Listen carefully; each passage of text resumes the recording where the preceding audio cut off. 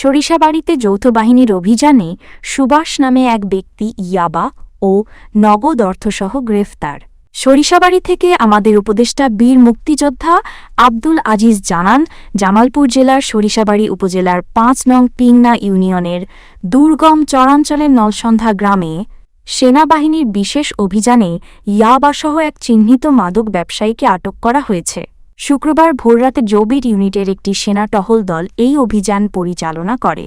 বিশ্বস্ত ও গোয়েন্দা তথ্যের ভিত্তিতে রাত ২টা থেকে শুরু করে সকাল ৬টা ৩০ পর্যন্ত এই অভিযান পরিচালিত হয়। বীরের বিএ অ্যাক্টবুটি লেফটেন্যান্ট শাহরিয়া তালুকদার রিফাতের নেতৃত্বে সেনা সদস্যরা সুভাষ সরকারের বাড়িতে তল্লাশি চালান। অভিযানে ১ পিস ইয়াবার ট্যাবলেট, নগদ ৫,০৫০ টাকা এবং ২টি লাইটার উদ্ধার করা হয়। আটককৃত সুভাষ সরকার দীর্ঘদিন ধরেই ইয়াবা ব্যবসা ও সেবনের সঙ্গে জড়িত বলে জানা যায়।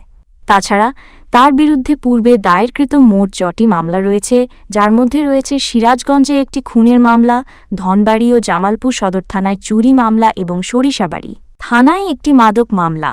এছাড়াও তার বিরুদ্ধে ৪টি গ্রেফতারি পরোয়ানা জারি রয়েছে।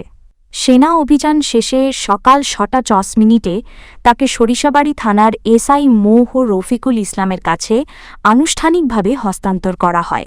স্থানীয় সূত্রে জানা গেছে, সুভাষ সরকার একসময় ছাত্রদলের রাজনীতির সঙ্গে যুক্ত ছিলেন এবং বর্তমানে তিনি পিংনা ইউনিয়ন যুবদলের সক্রিয় নেতা। আইনশৃঙ্খলা বাহিনীর পক্ষ থেকে জানানো হয়েছে, মাদকের বিরুদ্ধে সরকারের জিরো টলারেন্স নীতির অংশ হিসেবে এ ধরনের অভিযান অব্যাহত থাকবে বলে জানান।